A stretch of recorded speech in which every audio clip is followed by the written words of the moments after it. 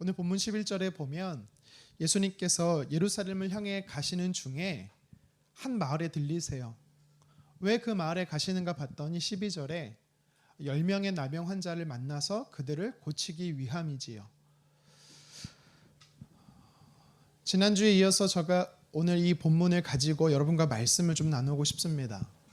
원래는 2주 전에 한 주만 설교하려고 이 본문을 묵상하고 연구했는데 말씀을 연구하고 묵상하면 할수록 새롭게 깨닫게 하시고 주시는 메시지가 너무나 커서 여러분과 오늘도 나누고 심지어 다음 주도 나누겠습니다. 할렐루야.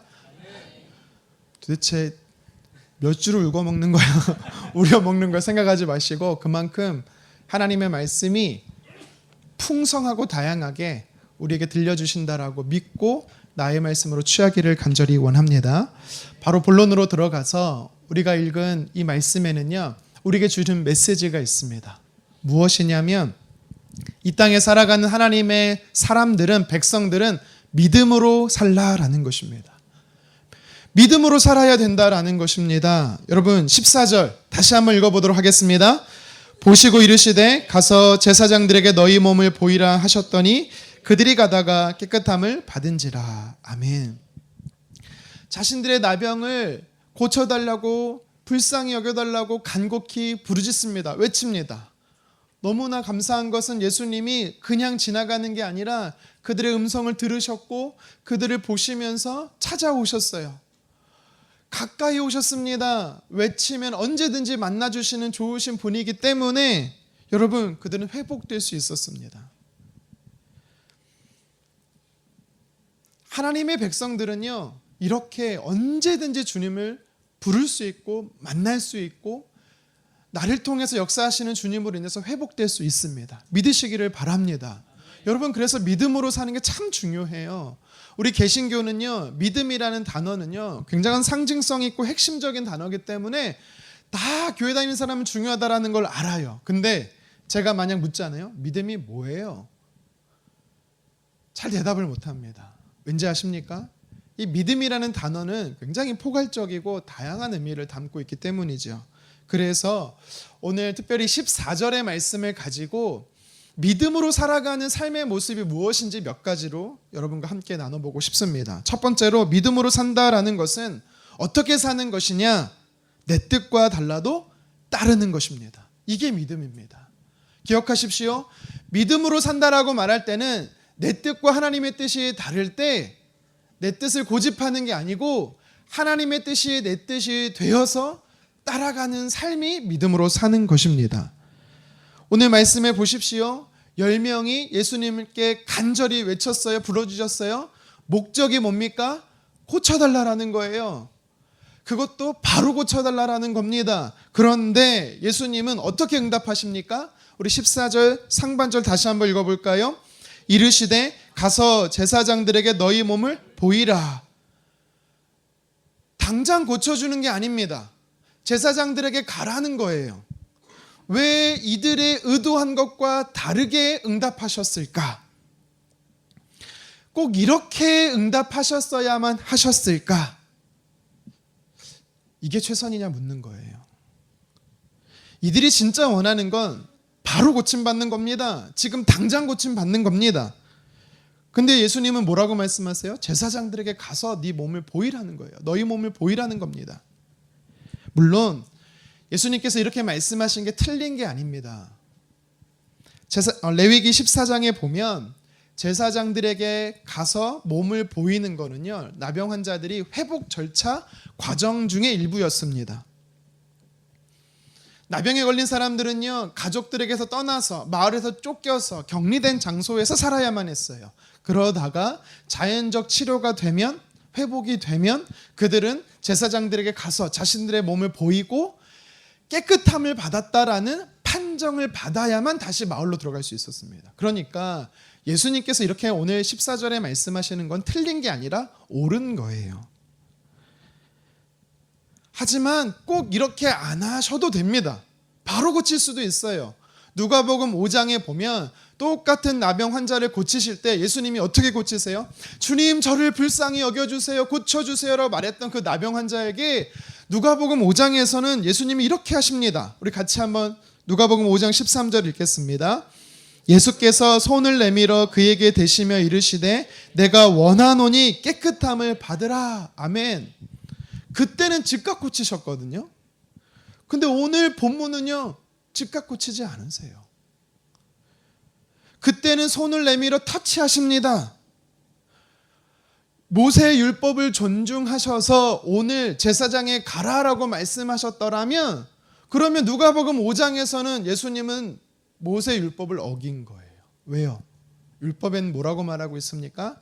나병 환자들과 같은 공간에 있지 말라고 했습니다. 심지어 그들과 접촉하지 말라고 했어요. 접촉하게 되면 그 접촉한 사람도 부정하게 돼서 그날은 마을로 들어갈 수 없기 때문입니다. 그러면 그때는 됐는데 지금은 왜 안 되는 겁니까? 그때는 그들이 원하는 대로 응답하셨는데 지금은 왜 다른 방법으로 응답하시는 겁니까? 어쩌면 저와 여러분들이 원하는 예수님의 응답은 누가복음 5장 아닙니까? 지금 당장 내가 원하는 대로 응답해 주십시오. 아닐까요? 오늘 본문의 10명의 나병 환자도 누가복음 5장처럼 그때처럼 바로 고쳐주세요. 이게 이들의 진심, 본심 아닐까요? 그렇다면 왜 예수님은 다르게 행동하셨을까? 이건 목적이 있다라는 겁니다. 의도성이 있다라는 거예요. 무엇입니까? 오늘 말씀을 통해 예수님이 저와 여러분들에게 주는 메시지가 뭐예요? 믿음으로 살 때는 너희 뜻과 내 뜻이 다를 수 있다라는 겁니다. 다르더라도 어떡하래요? 따라오라라는 것입니다. 여러분, 그게 믿음으로 사는 삶의 방식이에요. 제가 볼 때 여러분들의 생각은요, 대부분 옳아요. 우리 사람들의 일반적인 생각은 늘 옳은 건 아니지만 대부분 옳습니다. 빠르고 효율적이고 실용적이고 쉬운 방법을 선택하거든요. 그래서 주님 앞에 우리가 또 뭔가를 요구할 때도 사실 제가 볼 때는 무리하게 요구하는 것 같지가 않아요. 그렇게 응답하셔도 될 것 같아요. 그런데 이상하게도 하나님은 어떻게 응답하십니까? 돌아가는 것 같고 시간이 오래 걸리는 것 같고, 오늘 본문의 이 10명의 나병 환자에게 가서 제사장들에게 몸을 보이라고 하시는, 이렇게 역사하실 때가 많습니다. 하나님께서 모세를 통해 이스라엘 백성들을 애굽에서 이끌어내시지요. 그리고 가나안 땅으로 인도해 가십니다. 그때 어떤 길로 인도하십니까? 당시에는요, 애굽과 가나안을 왕래할 수 있는 대표적인 길이 두 군데가 있었어요. 첫 번째 사진을 보여주시면 해안선을 따라 파란색 점선으로 되어 있는 블레셋 길이라는 게 있었습니다. 가장 짧은 길이에요. 지름길입니다. 근데 왜 블레셋 길이라고 말했냐면 해안선을 따라 블레셋 사람들이 살다 보니까 블레셋 길이라고 부른 거예요. 아마 이스라엘 백성들은 생각했을 겁니다. 하나님이 우리를 인도해 가신다고, 가나안 땅으로 인도해 가신다고, 그러면 이 길로 가야지.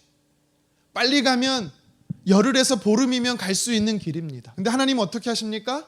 이 길로 인도하지 않으세요. 이스라엘 백성들은 또 생각했을 거예요. 그러면 다음 사진에 보시면 왕의 대로로 인도하시겠지? 여러분, 이 길은 어떤 길이냐면 당시에 왕들이 전쟁하면서 생긴 길입니다. 군사들이 움직인 길이기 때문에 잘 닦인 길이에요. 넓은 길입니다. 나중에는요, 이 길을 통해서 무역하는 사람들이 다니는 안정된 길이에요. 그러니까 그들은 생각하는 거죠. 하나님은 우리를 가장 안전한 길로 인도하실 거야. 근데 어떻게 인도하십니까? 하나님이 이 길로도 인도하지 않으세요.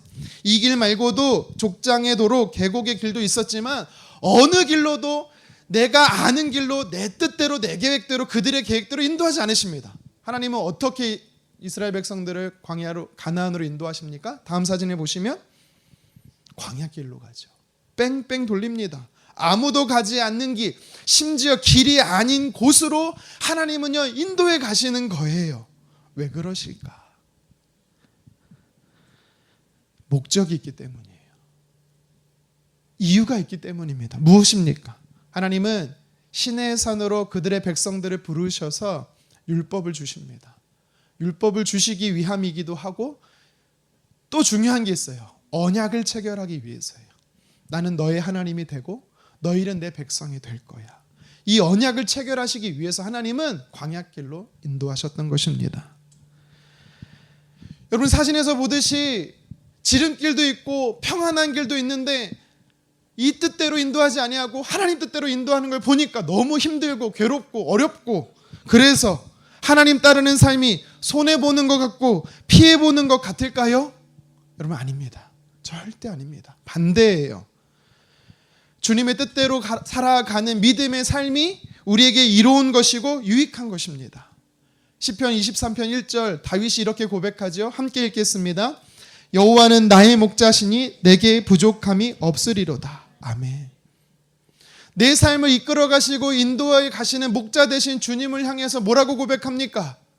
주님의 뜻대로 살아가니까 부족함이 없다. 여러분, 이 부족함이 없다라는 단어에는요, 두 가지 의미가 다 담겨 있어요. 육체적인 것과 영적인 걸 다 담고 있습니다.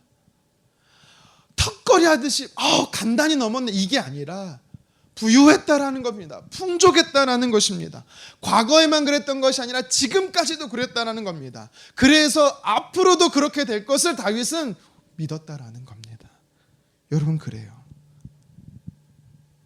물론 내 뜻대로 되어지면 너무 좋지만 만약 상이하고 다르다라면 여러분 낙심하거나 절망하거나 걱정하지 마십시오. 왜요? 하나님의 목적이 있기 때문이에요. 이유가 있기 때문입니다. 그래서 좋은 길로, 우리 아까 찬양에 고백했잖아요. 완전한 길로 하나님 인도하시는 것입니다. 오늘 사 여성교회에서 우리 후원하는 강혁석 선교사님을 섬기기 위해 피클하고 당근 라페를 판다고 해요. 바자회를 합니다. 여러분, 사라고 말하는 거 아닙니다. 눈으로 보라는 겁니다. 자, 그래서 잠시 이번 여름에 선교사님하고 나눴던 대화를 여러분께 좀 소개하고 싶습니다. 신대원 동기였고 또 친한 형님이었기 때문에 말을 편하게 주고받는 사이예요. 올해로 8년째 태국에서 선교 사역을 하고 있는데요. 봄에 12살 된 큰딸하고 잠시 한국에 왔었지요. 그때 우리 교회에 오셔서 수요예배 또 인도하신 적이 있었습니다. 한국에 오신 이유는 병원에 가서 치료받기 위해서였습니다. 신약이 나왔다 그래서 치료받으려고 병원에 갔지만 결국 소용이 없어갖고 다시 돌아가셨어요. 문제가 뭐냐면 아토피가 굉장히 심해요. 이게 심한 정도가 아니라 아주 심각합니다. 딸아이는, 큰딸은 딸 셋이 있는데 다 아토피가 심한데 심지어 큰딸은요 잠을 못 잘 정도고 학교에 갈 수가 없습니다. 그 정도로 심해요. 그래서 제가 이번 여름에 선교사님을 만났는데 제가 이렇게 말했어요. 물론 반은 진심이고 반은 진심이 아닙니다. 오해하지 마십시오. 형, 이렇게 사역하는 게 맞아? 열매도 없고 선교한답시고 아빠 때문에 애들이 희생하는 게 맞아? 그냥 선교 그만둬. 그냥 한국으로 가. 제가 그랬습니다. 압니다. 제가 나쁘다는 거. 제가 선교사님은 볼 때는 괜찮았는데 큰 딸을 보니까 머리부터 온몸이 피가 나는 흔적을 보니까 부모된 마음으로 너무 아픈 거예요. 얘를 이렇게 희생시키는 게 정말 선교인가 할 정도로 회의감이 막 몰려오더라고요. 치료부터 받으라고. 아이 병부터 고치라고. 제가 그래서 그만하라 그랬습니다.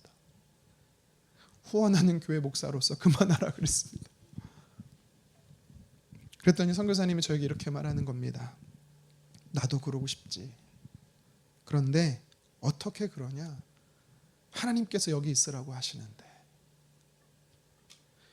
두 부부뿐만 아니라 아이들과 함께 기도하면서 하나님의 뜻이 어디 있습니까? 물었을 때 여기에 남아서 이들에게 복음을 전해라 하시는 게 자신뿐만 아니라 우리 가정에 하나님 주신 부르심이야 라고 말하는데 제가 더 이상 강요하지 않았습니다.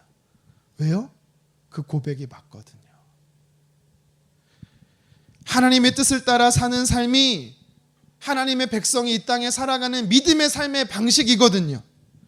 비록 지금은 힘들고 보이지 않고 지치고 아프고 어렵지만 이해되지는 않지만 아무 열매도 없지만 상대적으로 성공하지 못해 실패한 것 같지만 하나님 뜻대로 사는 게 하나님의 백성으로 사는 옳은 방식이거든요. 저와 여러분들도 강영석 선교사님처럼 또 오늘 본문의 10명의 나병 환자처럼 자신들의 뜻과 다르지만 주님의 뜻이다라는 걸 확신해서 그렇게 따라가는 믿음의 삶 살기를 주님의 이름으로 축원합니다. 우리가 인생의 길을 주님께 맡기잖아요. 선하신 하나님은요, 놀랍게 가장 좋은 방법으로 저와 여러분들의 삶에 역사하실 것입니다. 두 번째로 오늘 본문 말씀에 우리에게 교훈하시는 믿음으로 산다라는 것이 구체적으로 어떻게 살아가는 것일까요? 행동하는 것입니다. 행동하는 거예요. 말씀하셨으면 그 말씀을 따라서 즉각 행동하는 겁니다. 순종하는 겁니다. 이것이 믿음으로 사는 삶의 방식입니다. 우리 본문 14절 말씀 읽어보겠습니다. 보시고 이르시되 가서 제사장들에게 너희 몸을 보이라 하셨더니 그들이 가다가 깨끗함을 받은지라. 아멘.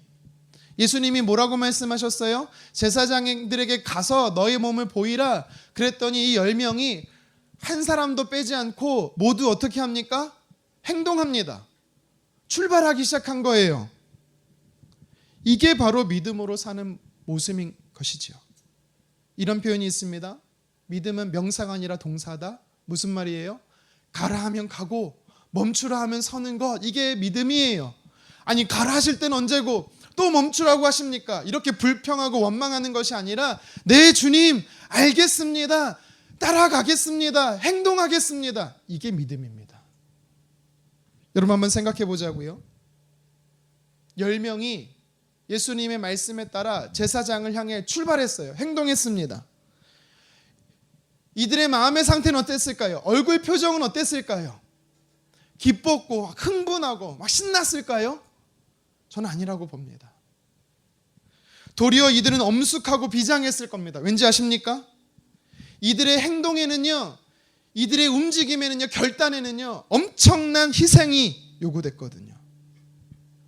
여전히 이들에게는 믿음으로 살지 못하도록 막는 요소들이 많았습니다. 대표적으로 무엇이 있습니까? 내부적인 요인이 있어요. 내부적인 요인이 뭐예요? 치유되지 않은 자신의 몸이에요. 여전히 자신의 몸에는 피고름이 흐르고 있습니다. 악취가 나고 있습니다. 성경은 이들이 언제 변화되었다라고 말합니까? 언제 깨끗이 되었다라고 말해요? 14절 하반절에 보면 가다가라는 게 무슨 말이에요? 제사장에게 다 도착해서 변화되었는지 아니면 가는 중에 언제 변화된지 모르겠지만 출발할 때는, 행동할 때는 여전히 나병 상태였다라는 겁니다. 그러니까 제사장을 향해 가는 결정은 엄청난 무모한 도전이었던 거죠.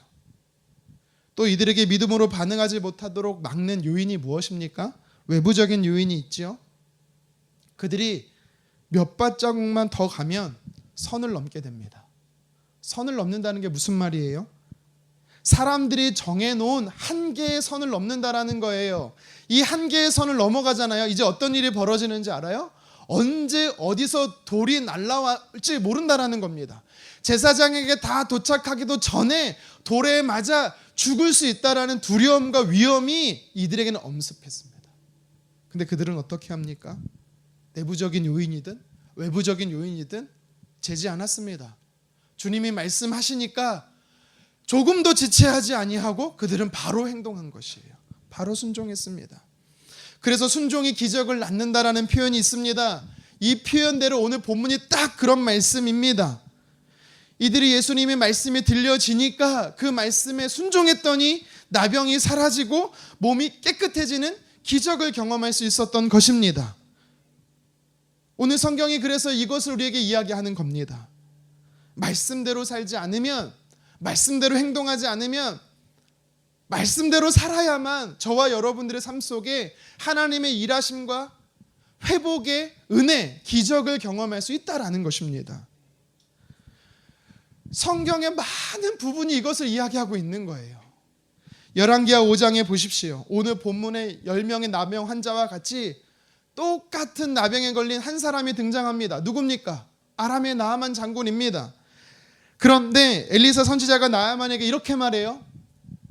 요단강에 가서 몸을 7번 씻으면 너희 피부가 아기 피부처럼 깨끗하게 될 것이다. 나아만은요, 그 말을 듣자마자 화가 났어요. 무슨 강에서 몸을 씻으면 깨끗하게 돼. 이전에는 내가 더 깨끗한 강에서, 더 큰 강에서 몸을 여러 번 씻어봤지만 여전히 나병에 걸린 상태인데, 현실적이지 않고 말도 안 되는 유치한 방법을 제시하니까 엘리사가 자신을 무시한다 생각해서 화가 나서 고국으로 돌아가고자 했습니다. 우여곡절 끝에 주변 사람들이 말리니까 나아만이 요단강에서 몸을 씻을 수 있었어요. 성경은 뭐라고 말하고 있습니까? 열왕기하 5장 14절 함께 읽겠습니다. 나아만이 이에 내려가서 하나님의 사람의 말대로 요단강에 7번 몸을 잠그니 그의 살이 어린아이의 살같이 회복되어 깨끗하게 되었더라. 아멘.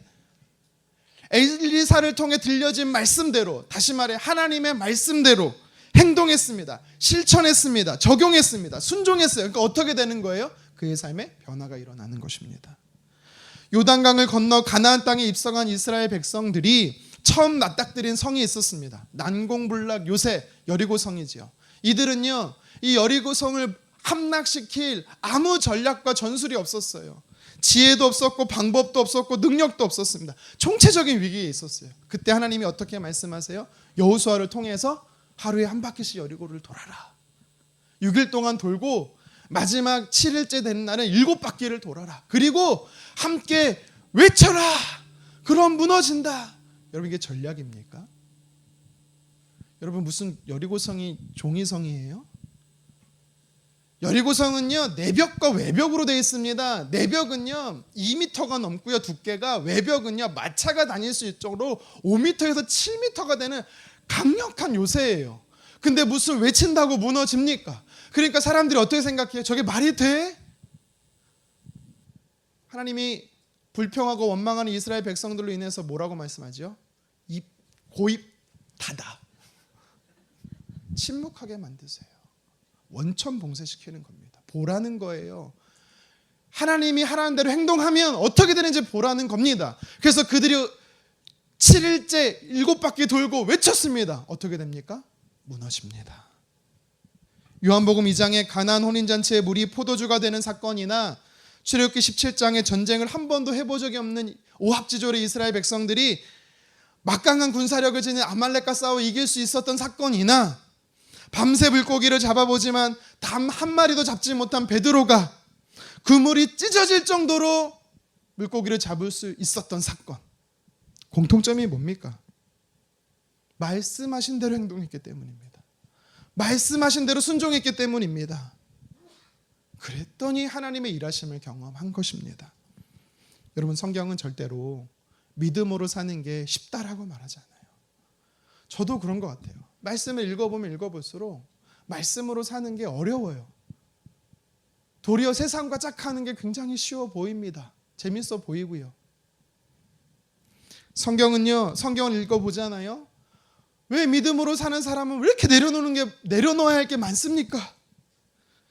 포기할 것도 많고 하지 말아야 할 것도 많아요. 반대로 해야 할 건 왜 이렇게 많아요? 새벽 예배 해야 되죠. 수요 예배, 금요 예배 해야 되죠. 신방해야 되죠. 제자 훈련해야 되죠. 제 얘기했네요. 여러분, 근데요, 저는요 그럼에도 불구하고 믿음으로 사는 삶을 선택할 겁니다. 왠지 아십니까? 매력적이거든요. 가치가 있거든요.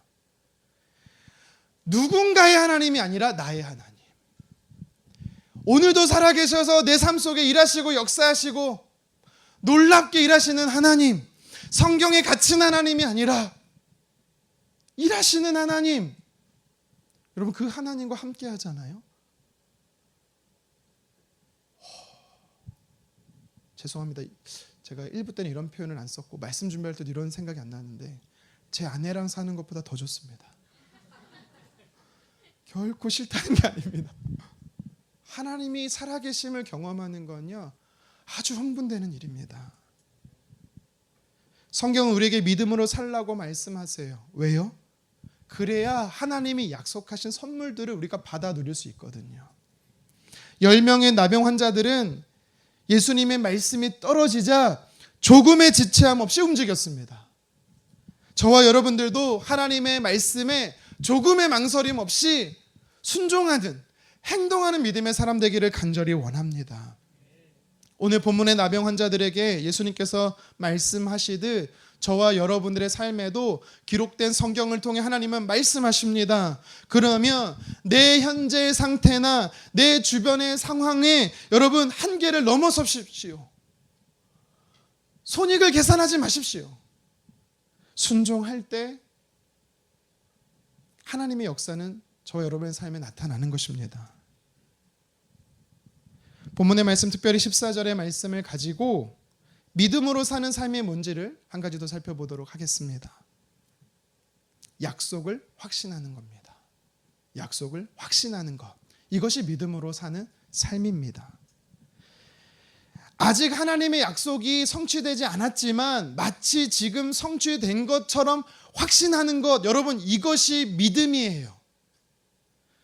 제사장들에게 가서 너의 몸을 보이라 예수님이 말씀하셨습니다. 처음에 자신의 뜻과 자기들의 계획과 달랐습니다. 여전히 보면 나병이 걸린 상태예요. 제사장에게 가는 중간에 어떤 봉변이 일어날지도 모르는 두려움이 가능성으로 있는 상태입니다. 그런데도 이들은 움직였어요. 어떻게 이렇게 믿음으로 행동할 수 있었습니까? 바로 확신하는 믿음이 이들 안에 있었기 때문입니다. 제사장에게 가기 전에 분명히 나의 몸은 깨끗해질 것이라는 확신이 있었기 때문에 이들은 움직일 수가 있었던 거예요. 히브리서 11장 1절은 이렇게 말합니다. 함께 읽겠습니다. 믿음은 바라는 것들의 실상이요 보이지 않는 것들의 증거니. 아멘. 믿음에 대해서 두 가지로 이야기를 하지요. 실상과 증거라는 겁니다. 원어를 보면 실상은 다른 말로 실체라는 거예요. 보이지 않는 게 실체로 지금 보이게끔 하는 게 믿음이라는 겁니다. 어떤 믿음이요? 확신하는 믿음. 에이, 없는 게 어떻게 있어요. 성경의 인물 중에 확신함으로 인하여서 실체로 경험한 사람이 나옵니다. 대표적이 누구냐면 아브라함이에요. 하나님께서 아브라함에게 갈대아 우르에 부르면서 75세 그를 부르면서 뭐라고 말합니까? 자식이 없었던 그에게 아들을 주겠다. 그 아들을 통해서 많은 후손들이 태어날 거고 많은 민족의 조상이 아브라함 너는 될 거야. 하나님 분명히 말씀하셨어요. 그런데 육신의 나이 99세가 됐습니다. 이제 100세가 딱 찼어요. 여전히 아들이 없습니다. 자식이 없습니다. 그런데 아브라함이 어떻게 믿었는지 아십니까? 로마서 4장 18절 상반절 함께 읽겠습니다. 아브라함이 바랄 수 없는 중에 바라고 믿었으니. 아멘. 보이지 않았지만 바랄 수 없었지만 바랬다라는 겁니다. 마치 아들이 있었던 것처럼 확신했다라는 겁니다. 여러분 이게 믿음이에요. 믿음으로 사는 삶의 방식입니다. 하나님이 언제 줄지 나는 모르지만 하나님이 주시겠다라고 했다면 반드시 내가 그것을 취하게 될 것이다라는 확신, 그 약속에 확신하는 것. 여러분 이게 믿음이에요. 히브리서 11장의 1절에서 보면 믿음은 또 뭐래요? 증거라고 하지요. 다른 말로 하면 보증입니다. 보증. 여러분 우리가 차를 살 때나 집을 계약할 때나 뭐 건물을 매입할 때 계약서를 쓰지요. 계약서를 쓰면 마음이 안정이 됩니다. 왜요? 그 약속한 때가 되면 내 소유가 되기 때문이죠. 여러분 이 계약서가 바로 보증서가 바로 믿음이라는 거예요. 하나님께서 우리에게 믿음을 주셨다라고 할 때는 보증서를 주셨다라는 거예요. 때가 되면 반드시 그게 성취된다라는 확신. 여러분 이게 믿음입니다. 믿음으로 내적인 갈등, 외적인 한계를 넘어서서 제사장들에게 갈 수 있었던 겁니다. 여러분 이제 이 10명에게는요 마지막 관문이 남아 있습니다. 무엇인지 압니까? 불확실성이에요. 불확실성. 확실하지 않은 상태입니다. 제사장에게 가는데 몸이 깨끗해지지 않으면 어떡하지? 여러분 이게요 원수 사탄이 쓰는 전략인데요 불확실성 전략입니다. 성경적으로 표현하면 의심입니다. 사탄은요, 저와 여러분들이 하나님의 약속의 말씀의 확신 가운데 거하지 못하도록 계속 흔들어요. 계속 의심하게 만듭니다. 그래서 믿음이 약해지잖아요. 믿음이 사라지잖아요. 제일 먼저 나타나는 현상이 뭐냐면 의심이에요. 야고보서 1장 성경은 말하죠. 의심하는 사람은 주께 얻기를 바라지 말래요. 받을 수 없대요. 이것을 보면서 믿음의 반대는요, 믿지 않는 게 아니라 의심하는 겁니다. 10명의 나병 환자는 예수님의 말씀이 떨어졌을 때 그것을 확신했습니다. 의심하지 않았기 때문에 10명 모두 회복될 수 있었다라는 겁니다. 여러분, 우리가 하나님의 이 말씀, 약속에 흔들리지 않으려면, 의심하지 않으려면 어떻게 해야 합니까? 약속을 확신하는 겁니다. 더더욱 믿는 거예요. 로마서 4장 19절, 성경은 아브라함에 대해 또 이렇게 말합니다. 함께 읽겠습니다. 그가 100세나 되어 자기 몸이 죽은 것 같고 사라의 태가 죽은 것 같음을 알고도 믿음이 약하여지지 아니하고. 아멘. 아브라함의 믿음이 어떻게 됐대요? 약해지지 않았다라는 것입니다. 약해지지 않았다라는 것은 의심하지 않았다라는 거예요. 여전히 그대로고 여전히 내 삶은 변화가 안 됐지만, 하나님이 하신 약속은 성취가 안 됐지만, 그는요 조금의 의심도 없이 반드시 성취될 것에 대한 확신을 가지고 있었던 사람이 아브라함이라는 겁니다. 그리고 오늘 본문에 치료를 받은, 회복을 경험한 이 10명의 나병 환자가 그랬다라는 겁니다. 여러분, 믿음은 영적 불확실성을 이기게 합니다. 약속을 확신하는 믿음은 의심을 몰아냅니다. 그래서 저와 여러분들은 이 때와 기한은, 또 방법은 전적으로 하나님께 맡기세요. 그리고 기록된 하나님의 말씀대로 내 삶 속에, 우리의 가정에, 또한 일터와 우리의 몸된 주의 공동체 교회 위에 하나님의 약속은 반드시 이루어질 것에 대한 확신을 가지고 여러분 신앙생활 하시기를 주님의 이름으로 축원합니다. 말씀을 정리하겠습니다.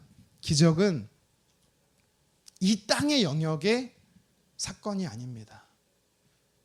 기적은 영적 세계의 영역의 사건이에요. 무슨 말이냐면, 기적은 하나님이 베푸실 수 있는 사건이라는 겁니다. 그런데 성경에 보면 영적 세계에 하나님이 일하시는 역사가 이 땅에 살아가는 우리 삶 속에 구현되고 실현되고 나타날 수 있대요. 그것을 가능하게 하는 방법이 있대요. 그게 뭔지 아세요? 믿음이라는 겁니다. 하나님께서 마지막 때에 우리에게 찾는 게 있습니다. 무엇입니까? 믿음입니다. 지금도 여전히 저와 여러분의 삶 속에 하나님이 발견하고 싶은 게 있어요. 무엇이에요? 믿음입니다. 의인은, 하나님의 백성은, 하나님의 자녀는 믿음으로 산다라고 말씀하셨습니다. 저와 여러분들이 하나님의 백성으로서, 하나님의 자녀로서 믿음으로 이 땅을 살아내기를 간절히 원합니다. 오늘 본문, 예수님으로 인해서 회복된 이 10명의 나병 환자를 통해 믿음으로 사는 삶의 모습이 뭔지 3가지로 살펴보았습니다. 첫 번째는, 내 뜻이 하나님 뜻과 다르더라도 하나님 뜻대로 따라가는 게 믿음의 삶인 것입니다. 여러분, 하나님의 뜻은 항상 옳습니다.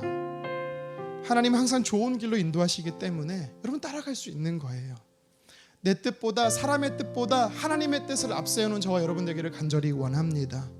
두 번째로, 믿음으로 살아가는 것이 무엇입니까? 하나님 말씀하시면 행동하는 것입니다. 실천하는 것입니다. 삶으로 살아내는, 순종하는 것입니다.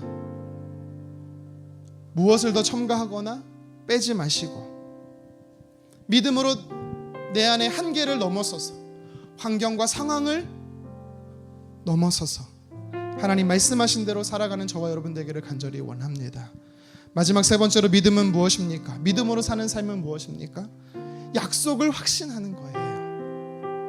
아직 내 손에는 쥐어지지 않았지만, 아직 보이진 않지만, 마치 내가 잡고 있는 것처럼, 마치 내 앞에 보이는 것처럼, 실체가 되는 것처럼 확신하는 것입니다. 여러분, 믿음이 약해지면 금세 내 마음에 의심이 침투합니다. 여러분, 그래서 우리는요, 믿음에 믿음을 더해야 되는 거예요. 확신에 확신을 더해야 되는 것입니다. 이것이 하나님의 자녀가 이 땅에 살아가는 믿음의 삶의 방식입니다. 그래서 내 뜻이 아니라 하나님 뜻대로 살고 말씀하신 대로 행동하고 하나님의 약속에 확신하는 믿음으로 살아내는 저와 여러분 되기를, 그래서 하나님의 놀라운 이적과 기적을 경험하는 저와 여러분 되기를 주님의 이름으로 축원합니다.